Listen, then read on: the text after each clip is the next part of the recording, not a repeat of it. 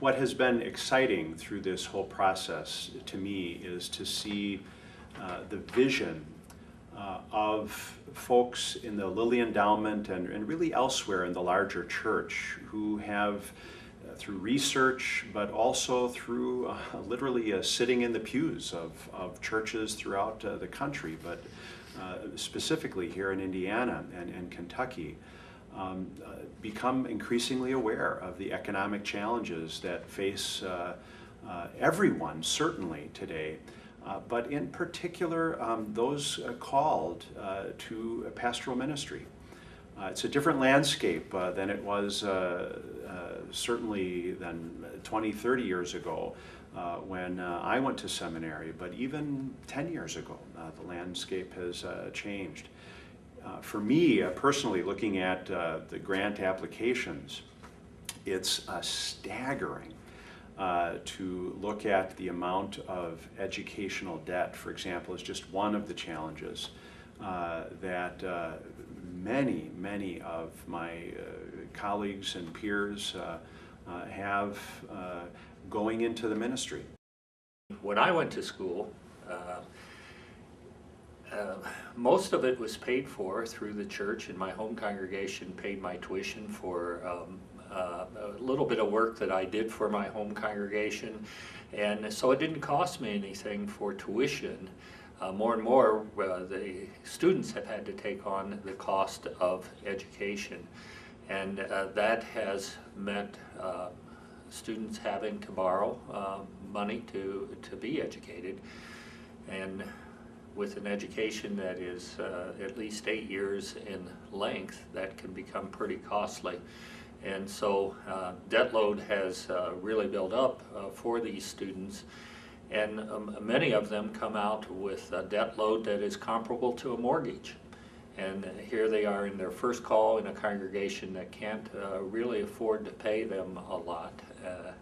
So it has really put these families in a very difficult situation. It covers, it's sort of that continual ever-present concern of, am I going to be able to pay my bills this month? Am I going to be able to purchase a home sometime? I'm 38 years old, single, and most interested in owning a home. How will I ever be out of seminary debt? For me, coming into the ministry, I knew that it wasn't going to be a lucrative salary, but I also didn't realize how and what my expenditures would be coming out of seminary. And so, building up the debt, I thought, well, I'm going to have 10, 15 years to pay that off. But then what I found happening was life happened. Children happened, and expenses came that I never anticipated. And so I would defer the student loans in order to pay this or that medical bill. And before you know it, 10, 15, 20 years goes by, and you're still kind of in this rat race of trying to catch up. I had no idea what kind of stress he was under in terms of all the bills that had to be paid and the debts that we had. But also, when he took this new position, he took a pay cut, and that did affect many aspects of our lives, including how we related financially to the kids. And it was hard to explain to them that because your dad took the pay cut, we can't do as much. I found pastors to be eager to work on this as a way of helping them move forward with their ministries. Some are a bit embarrassed by how much debt they've accumulated. Others are worried that they're going to be able to both lead in their call in fields and also support their families while they're trying to pay off these obligations. I found myself feeling very anxious and frankly quite depressed. And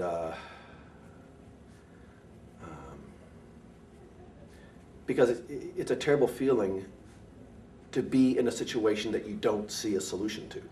And so I found myself feeling anxious most of the time,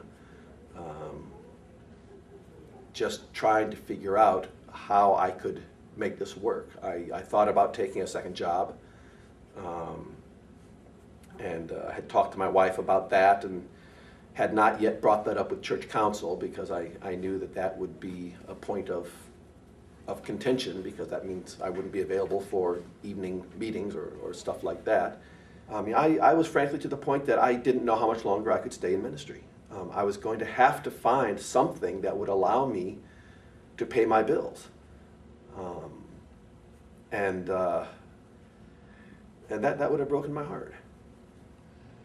I've had those for a number of years, the debt. And I think whenever I've had a large amount of debt, a lot of my focus has been drawn away from ministry, because I've had to think about, okay, how are these bills going to get paid? I don't know if they noticed.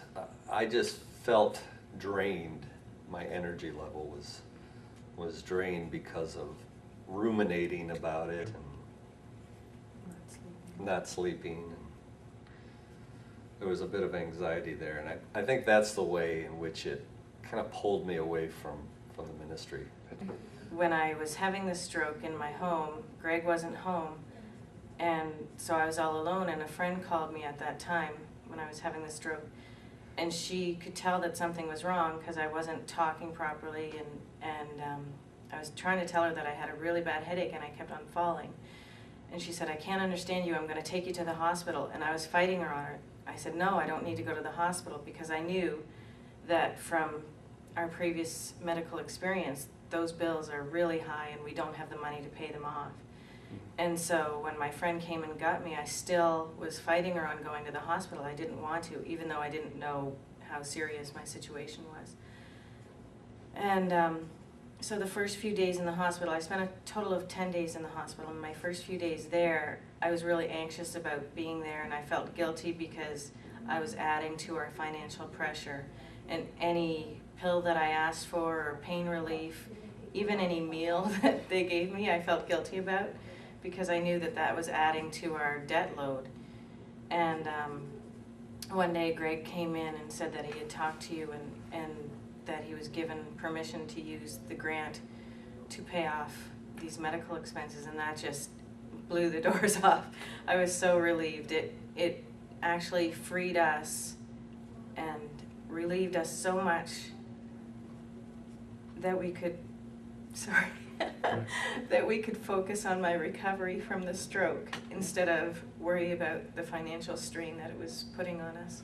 What Freed to Lead and what other ventures of the Lilly Endowment that have targeted needs that are out there in the church has kind of, I think, in some ways opened people's eyes to the possibility that strategically placed funds or strategically placed generosity can indeed free the church to live what it does experience best, that we are gifted, that we are richly blessed, and that letting loose those kinds of resources in the church has significant benefit. Humbling, affirming, receiving a grant is not typical. It's extraordinary. It was wonderful. I think for the first time in over 8 years, I felt hopeful. I was just the cup half empty person thinking, oh, don't get your hopes up. I don't want to think that, oh, we could pay off your student loan and then here, no, you can't. And so when we actually got the letter saying that we could, it was just like, oh my gosh, another gift, wow. In the church today, we have a tremendous opportunity. God is at work in our midst, and that the Spirit is moving powerfully. And I am grateful for all who are open to that and who are willing to step up and step forward.